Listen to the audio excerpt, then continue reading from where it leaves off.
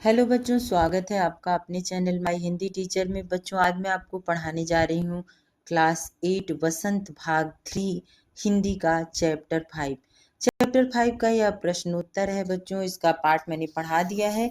यह अभ्यास प्रश्न इसका देखते हैं। चलिए पहला प्रश्न देखते हैं आपके विचार से।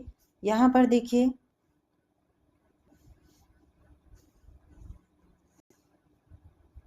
एक से ये देखिए, आपके विचार से प्रश्न नंबर 1 है। लेखक ने स्वीकार किया कि लोगों ने उन्हें भी धोखा दिया है, फिर भी वह निराश नहीं हुए। आपके विचार से इस बात का क्या कारण हो सकता है? बच्चों, आप लोग अपनी बुक निकाल लीजिएगा। प्रश्नों में अगर थोड़ा बहुत बदलाव भी हो तो कोई बात नहीं, चिंता मत कीजिएगा। सारे प्रश्न सेम ही हैं। प्रश्न और उत्तर, उनके उत्तर देख लीजिए। लेखक का मानना है कि संसार में अच्छाई और ईमानदारी अब भी जीवित है। उन्होंने अपने जीवन में धोखा खाया, परंतु उन्होंने यह भी देखा कि बहुत से लोग बिना स्वार्थ के दूसरों की सहायता करते हैं। इसीलिए उन्होंने विश्वास नहीं खोया और निराश नहीं हुए। देखिए, ये प्रश्न नंबर 1 का आपका उत्तर कंप्लीट हो गया। प्रश्न नंबर 2 देखते हैं बच्चों। प्रश्न नंबर 2 है, समाचार पत्रों, पत्रिकाओं और टेलीविजन पर आए दिन ऐसी अनेक घटनाएं देखी सुनी जाती हैं जिनमें से लोगों ने बिना किसी लालच के दूसरों की सहायता की होती है या ईमानदारी से काम किया होता है। ऐसे समाचार तथा लेख पढ़कर कम से कम 2 घटनाओं पर अपनी टिप्पणी कीजिए। अब लेखक के साथ ऐसी कौन सी 2 घटनाएं अच्छी घटी हैं, उनके बारे में बताना है। तो एक व्यक्ति को सड़क पर गिरा हुआ पर्स मिला जिसमें पैसे और दस्तावेज थे। उसने उसे सही सलामत मालिक को लौटा दिया। देखिए, पहली घटना हो गई। दूसरी घटना क्या है? एक किसान को किसी यात्री का बैग मिला जिसमें लाखों रुपए थे। उसने बैग को पुलिस के हवाले कर दिया। ऐसी बहुत सारी घटनाएं हैं जो जीवन में घटती रहती हैं। इसलिए हमें हर दिन बुरी चीजों को याद न करके अच्छी चीजों को भी याद करना चाहिए। इन घटनाओं से यह सिद्ध होता है कि आज भी समाज में ईमानदारी और संवेदनशीलता लोगों के अंदर मौजूद है, जो समाज को सकारात्मक दिशा देने का कार्य कर रहे हैं। ये देखिए, प्रश्न नंबर 3 देखते हैं बच्चों। लेखक ने अपने जीवन की 2 घटनाओं में रेलवे के टिकट बाबू और राम लखन के अच्छे और ईमानदार होने की बात बताई। आपने भी अपने जीवन में किसी ऐसी ईमानदार व्यक्ति के बारे में सुना होगा। अपने किसी परिचित के बारे में किसी घटना का उल्लेख करते हुए तो लिखिए। अब बच्चों, ऐसा नहीं है कि किसी पर आंख मूंद कर भरोसा कर लीजिएगा, नहीं तो वो सारा माल आपका उड़ा ले जाएगा। तो विश्वास कीजिए, लेकिन आंख बंद करके बिल्कुल भी नहीं कीजिए। तो चलिए इसका उत्तर देखते हैं प्रश्न का। हमारे मोहल्ले के एक दुकानदार चाचा को एक दिन किसी ग्राहक के पैसे मिल गए। उन्होंने तुरंत ग्राहक को बुलाया और पैसे लौटाए। ऐसा कभी कभी होता है, लेकिन हमेशा नहीं होता है। यह देखकर मुझे बहुत अच्छा लगा। आज भी ईमानदारी जीवित है।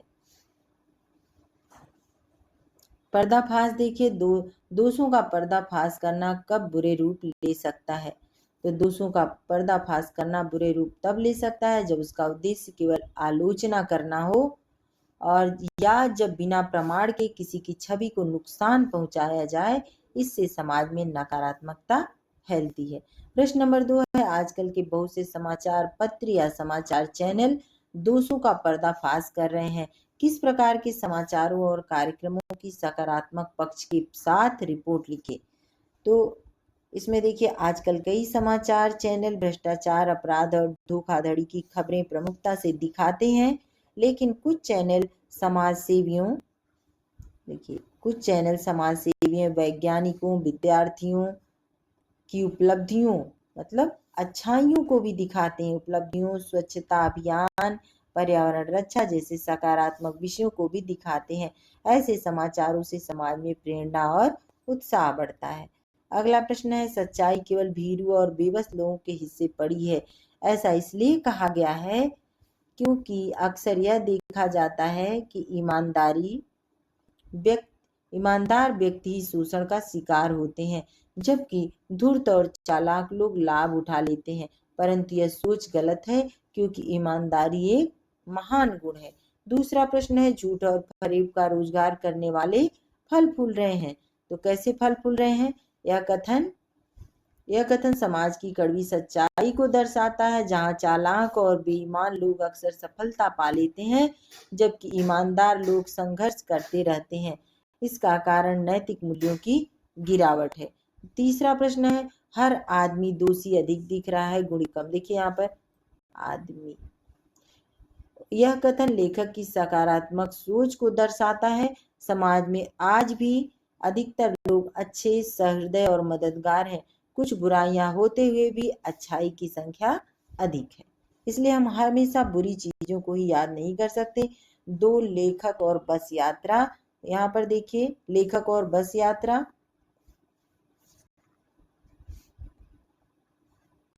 यहाँ देखिए बच्चों, दो लेखक की बात की गई है, दो लेखक और बस यात्रा। आपने इस लेख में एक बस की यात्रा के बारे में पढ़ा।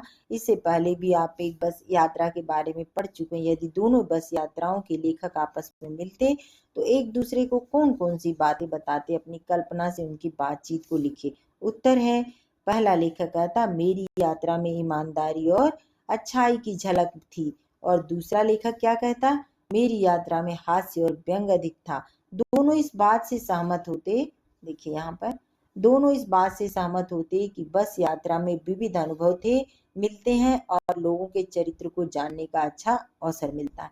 तो सही बात है बच्चों, अगर आप पब्लिक ट्रांसपोर्ट यूज करते हैं तो वहां पर बहुत कुछ देखने को, बहुत कुछ समझने और सीखने का मौका मिलता है।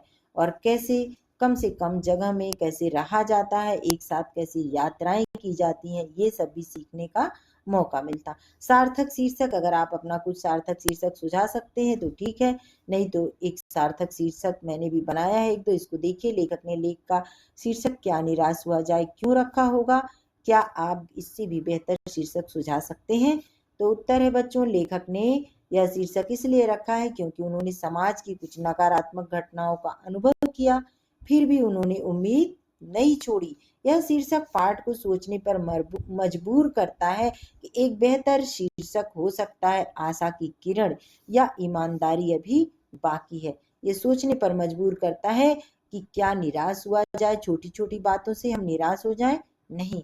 सपनों का भारत देखते हैं बच्चों, अगला पॉइंट है सपनों का भारत। आपके विचार से हमारे महान विभूतियां किस तरह के भारत के सपने देखा करते थे?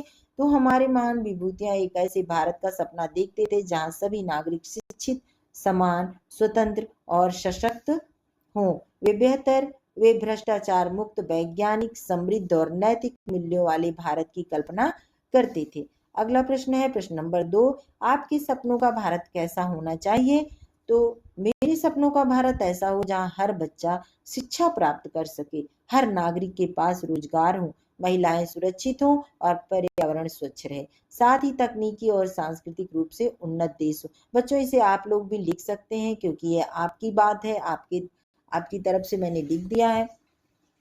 भाषा की बात आते हैं, व्याकरण देखते हैं। नीचे शब्दों के मिलाने से समास बनता है, और समास का एक प्रकार है द्वंद्व समास। इनमें दो शब्द प्रधान होते हैं, इसके दोनों शब्द प्रधान होते हैं बच्चों। शब्दों के मिलने से समास बनता है और इनके दोनों शब्द जो है प्रधान होते हैं। जब दोनों में से कोई पीछे नहीं हटता तो दोनों को जोड़ दिया जाता है। देखिए जैसे दिन रात, इस पाठ में दो उदाहरण खोजिए। चाय पानी और गुण दोष तो इस पाठ में है, और भी हो सकता है बच्चों, क्या क्या हो सकता है आपको बता देती हूँ।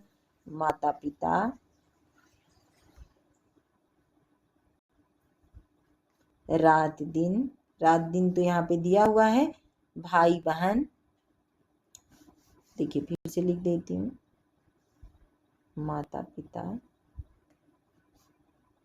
योजक चिन्ह का प्रयोग बीच में होता है, ये योजक चिन्ह है। माता पिता, भाई बहन, बहुत सारे शब्द लिख सकते हैं, छोटा बड़ा, अच्छा बुरा, राम कृष्ण, सीताराम, पति पत्नी, ये जितने भी हैं ये सारे योजक चिन्ह। जो यहाँ पे बीच में डैश लगा है इसको कहते हैं योजक चिन्ह। तो माता पिता, भाई बहन, ये सारे द्वंद्व समास के उदाहरण है। एक तरह से आप कह सकते हैं कि विलोम शब्द भी हो सकता है इसमें उदाहरण। पाठ से 3 प्रकार के समासों के उदाहरण खोज करके लिखिए। तो पाठ में तो बहुत सारे समास आए हुए हैं, तो चलिए लिखते हैं। यहाँ पर देखिए द्वंद्व समास का उदाहरण है दिन रात, चाय पानी। गुण दोष भी हो सकता है बच्चों, छोटा बड़ा, भाई बहन, रात दिन, अच्छा बुरा।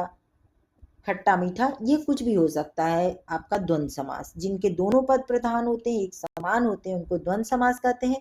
यहाँ पर देखिए तत्पुरुष समास, तत्पुरुष समास के अंतर्गत 6 कारकों का प्रयोग, कारक के 8 भेद होते हैं बच्चों, लेकिन तत्पुरुष समास में कारक के 6 भेदों का प्रयोग होता है।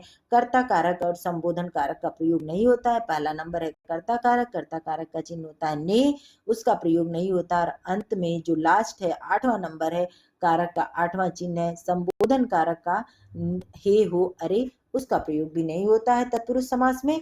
टिकट बाबू, टिकट बाबू का मतलब है टिकट का बाबू। वन माली, वन माली का मतलब हो जाएगा बच्चों वन का माली, वन माली। यहाँ पर का छुपा हुआ है, का की के संबंध कारक का चिन्ह है वन का माली। ये देखिए बहुव्रीहि समास, धर्म भीरु, जो धर्म से डरता हो उसे क्या कहते हैं, धर्म भीरु। तो चलिए अब ये पाठ यहीं समाप्त होता है बच्चों, और मिलती हूँ मैं आपसे अगले वीडियो में। तब तक के लिए अगर आप मेरे चैनल पर नए हैं तो इस चैनल को सब्सक्राइब कर लीजिएगा, ताकि मेरा लेटेस्ट वीडियो आप तक पहुंच जाएगा। सब्सक्राइब करने के साथ साथ नोटिफिकेशन बेल को भी प्रेस कर दीजिएगा, और लाइक करना, कमेंट करना, शेयर करना नहीं भूलिएगा बच्चों। आपके शेयर करने से, कमेंट करने से मेरा मोटिवेशन बढ़ता है। अगर आप सब्सक्राइब करते हैं तो मुझे अच्छा लगता है कि शायद मैंने किसी काम का पढ़ाया है। और इसके साथ ही मैं आपसे मिलती हूँ अगले वीडियो में। तब तक के लिए धन्यवाद।